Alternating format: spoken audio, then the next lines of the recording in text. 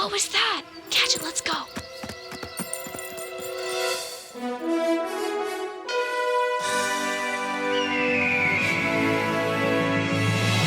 Hi, I'm Miss Jean.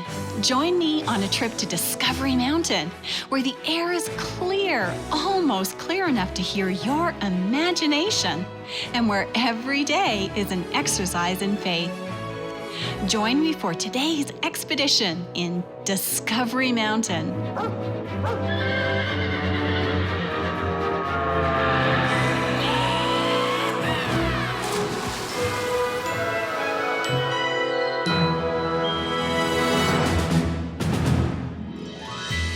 Jamey, her mom, and Gadget are getting a little more used to their new home every day. The smell of forget-me-nots in the air, their cozy cabin, the little lake, and working at Trekkers, well, they've all made it easier for Jamey to like her new home. And her new friend Kayla didn't hurt either. Jamey had even learned to sleep through the spring thunderstorms. And sleep, and sleep. Gadget, let me sleep. I'm tired. Wait, Gadget? How did you get up here in the loft? Did you climb the ladder? No, you can't do that. That's not possible. You're an Australian shepherd, not a circus dog. Jamey sat up in her bed. She was wide awake now. Gadget ran to the end of the little loft that she'd claimed for her bedroom. Now, before Jamey could jump up and stop him, Gadget squeezed through the railing on the far end. He'd found the spot where the opening was just a little bigger. He jumped and landed with a thud. Gadget, no! Jamey ran to the railing that surrounded her loft room, afraid to look. What was Gadget doing? Was he okay? Gadget, you landed on top of the fridge. Be careful up there. How are you going to get down? Gadget showed her just how he could get down. He jumped off of the fridge and landed on the top of the wardrobe next to the front door. From the top of the wardrobe, he jumped easily onto the chair beside it, and then safely onto the floor. Oh, you have way too much energy. Now I see how you got up here, though. You have to be safe. Mom won't like you doing all that. You could get hurt. Well, you got your wish anyway. I'm wide awake now. Let me get dressed and let's go for a walk. The sun's actually shining today. Let's go use up some of that energy. Jamey and Gadget walked out into the morning sunshine and towards Discovery Mountain Camp. This had been their home for less than a week, but they already knew their way around surprisingly well.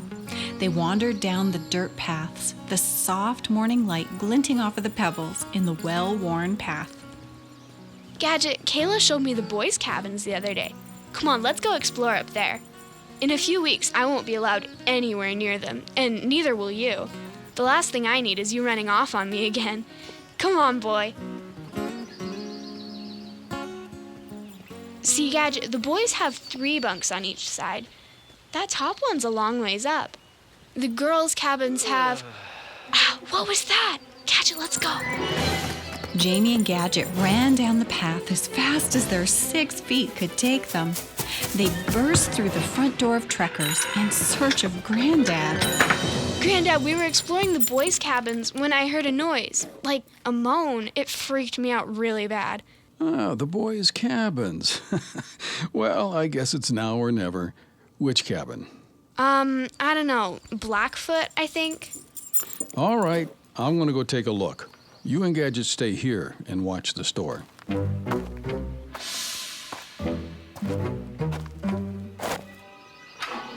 Hello? Anyone here? Achoo!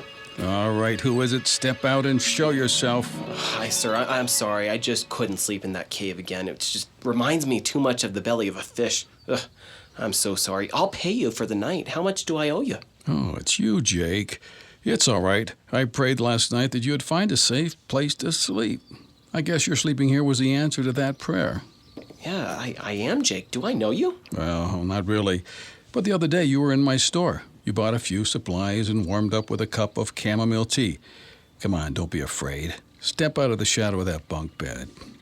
Oh, yeah, I remember you. Oh, thanks for the tea and the free electricity for my laptop. I guess I owe you again.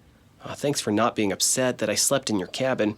Oh, and for praying for me? Well, summer camp doesn't start for a few more weeks, and I haven't cleaned the cabins up for the kids yet. You probably slept with a cobweb or two. You look like you could use a hot meal. The best I can do at the store is a bowl of oatmeal. How does that sound? Oh, I love that. Thanks again. Oh, hey, I noticed you've got almond milk in your fridge. Any chance you have organic raisins, too? Well, let's see what we can find. Oh, and I really hate to ask, but you've been so kind. Any chance the oatmeal's gluten-free? Boy, you young ones and your organic this and gluten-free that. Come on, let's just go find out. Jake and Mr. Simon walked together to the store. Jamey and Gadget were very relieved that it was just Jake who was in the cabin. They decided to go find Kayla and tell her all about it. And Mr. Simon and Jake found the oatmeal, and it was indeed gluten-free. They even found some raisins to sprinkle on top. Jake looked relaxed after a warm breakfast, and he slumped in his chair lazily. You know, Jake, I've been watching you. Watching me? Really?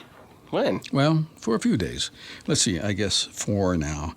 First, I saw you sitting on the rock overlooking our little town. Then Gadget found you napping in my backyard. Napping in your backyard? Wait, what? Don't worry, it isn't important. You didn't see us. Well, then of course you came in here for supplies, and I'm guessing your plan was to leave town after that.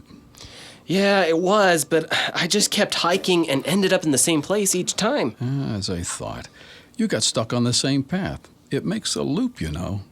You don't have a compass, do you? Well, I do, but I didn't think to check it. I see. Well, you know, compasses work a lot better when you're looking at them than they do shoved in a pocket. Well, last night my granddaughter and I saw you climbing down the steep path from Lookout Ledge. I'm guessing that can only mean one thing. Yeah, I did climb it, and I took the hard path down, but God kept his promise to help me down. Are you a believer, son? Oh, I am. I definitely am. Well, follow me. There's someone I want you to meet. Jake gave Jamey and Gadget a scare. Once again, Jake was saved by Mr. Simon's kindness. Now, Mr. Simon has someone that he thinks Jake just has to meet. Who do you think it is? Well, don't go anywhere. We'll find out right after this short break. Hi, kids. I know that you likely aren't listening alone, and this message is for the moms, dads, and grandparents listening along with you. Discovery Mountain is a brand new program for kids brought to you by the Voice of Prophecy. The Voice of Prophecy has been around for a long time, more than 85 years, and this program is just one of several that we have available right now or are planning to roll out in the near future. I invite you to listen to our flagship program called Disclosure, hosted by Sean Boonstra. Disclosure is a 1-hour program featuring relevant topics for today. You can listen to Disclosure on all of the major podcast platforms, on iHeartRadio, and online at disclosureradio.com. You fed your kids spiritually. Now, take a little time for you. That's disclosureradio.com. Jake has just finished his warm bowl of oatmeal, and Mr. Simon tells Jake that there's someone he just has to meet. Who do you think it is? Wait, you're keeping her here? How come not out on the lake? Just look at those floats. They're made for landing on water. Hi, girl. Wouldn't you like to get outside and feel the warm air? Well, she would normally be out there, but this year has been a little different. Different? How? Well, Jake, remember I told you that God has a way of bringing just the right people? The ones who need to be here, right here to Discovery Mountain? Yeah? Well, that all started with Bluebirdie and me. You see, I lost my wife to cancer. In my grief, I didn't know what to do. Then I met Bluebirdie, got my pilot's license, and started exploring. I started to feel for the first time that I could get past my grief and have a normal life with my son. Oh, I'm sorry, Mr. Simon. I had no idea. Well, thank you. How could you know, Jake? But God made something good out of my grief. He brought us all the way from Canada to here, Discovery Mountain. So you two were the reason there's a town here in the middle of nowhere. It seemed a little odd when I stumbled out of the woods on that first day and just happened to find a town. Well, you just didn't happen to find Discovery Mountain. That's just not how things work here.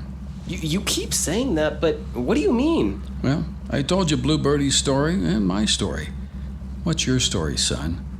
What have you been running away from? Running away? Is it the law?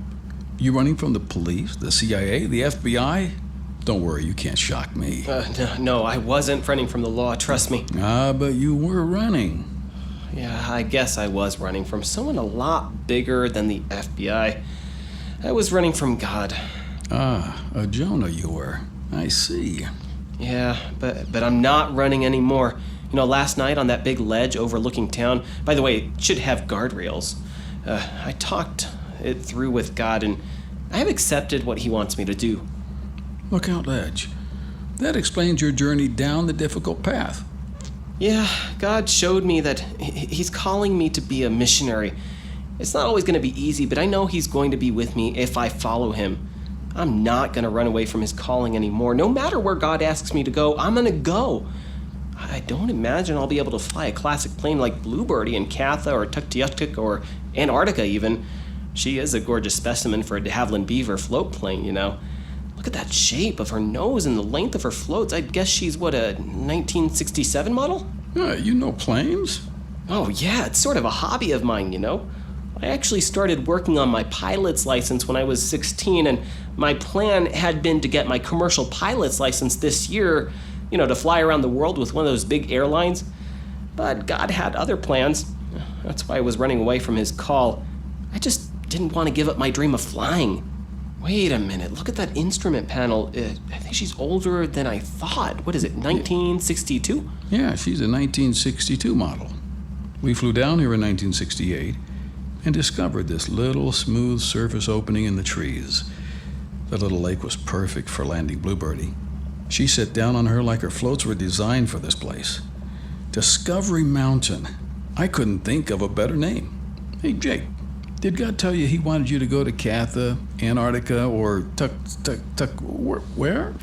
Tuktoyaktuk. Well, no, God actually told me he just wanted me to be a missionary, but isn't that where most missionaries go? They go to the most remote corners of the globe, I thought. I've been hearing stories in church since I was little. Yes, missionaries do go to the remote parts of the earth, but God calls missionaries to all sorts of places. He asked Jonah to be a missionary to Nineveh, that capital city of Assyria at the time. He needs missionaries everywhere, and closer to home sometimes too, like right here. In a few weeks, this summer camp will be full of kids and teenagers from all over the U.S. and Canada. Right now, I couldn't think of a better mission field for you than with these kids. Well, I don't know. I didn't think I could be a missionary like that. I told you.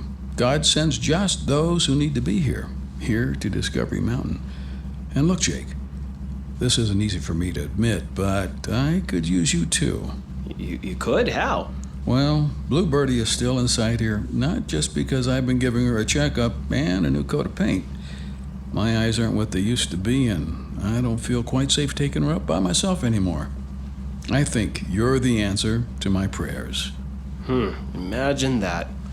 Just last night I was telling God I'm going to follow him, and here already he sent me, Jacob P. Donovan, to be the answer to prayer. Would you consider staying on for the summer?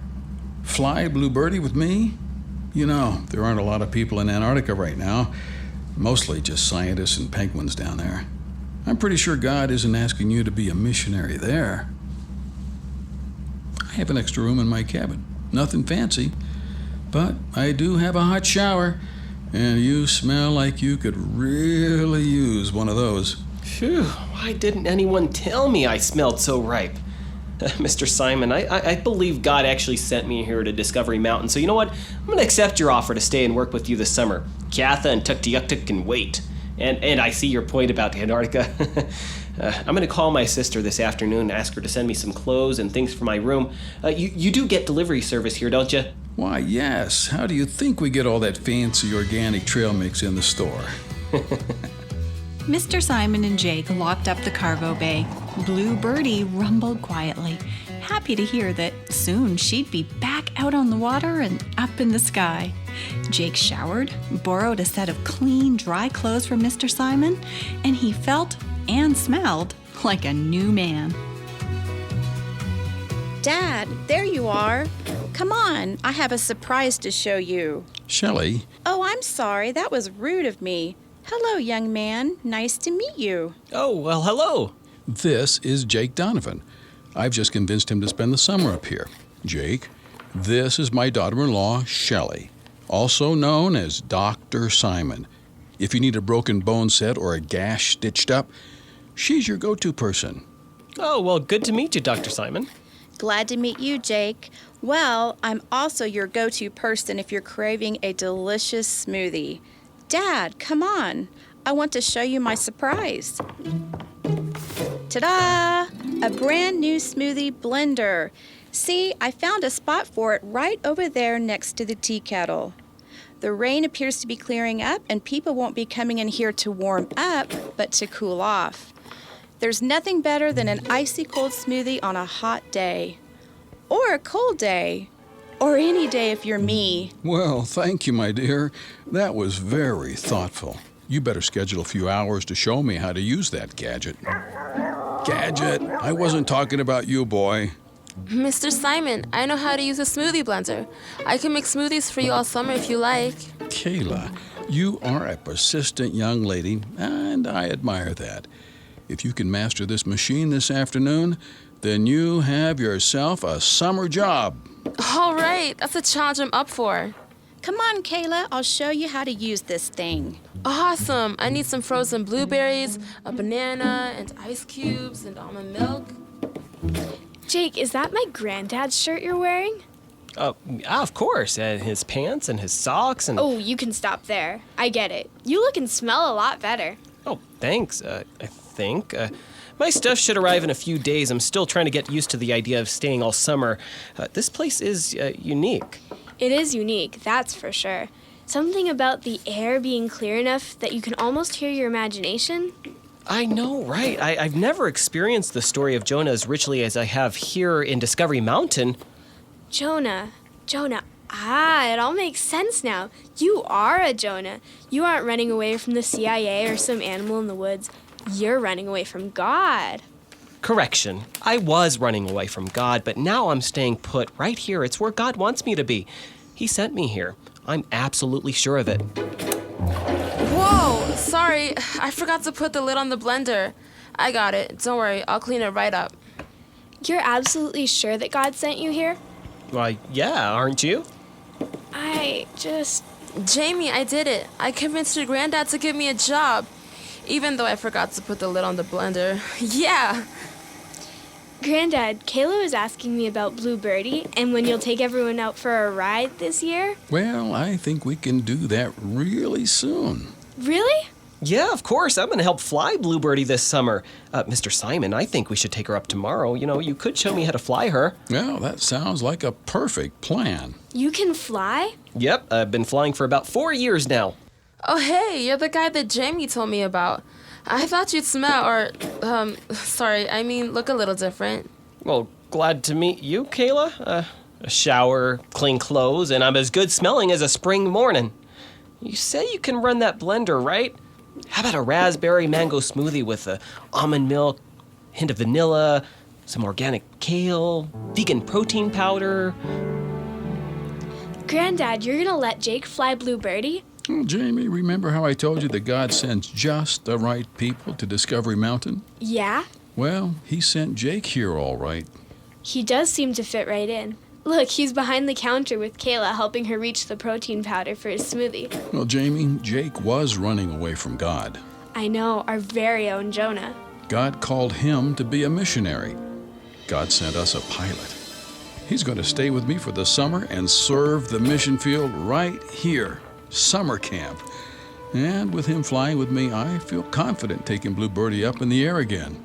Oh, Granddad, you were right. God does send just the right people to this town. Now, come on, we better check on Kayla. Jake seems to be helping her with her smoothie a little too much. Oh, hi, honey. How is everything overseas? Mom, is that Dad?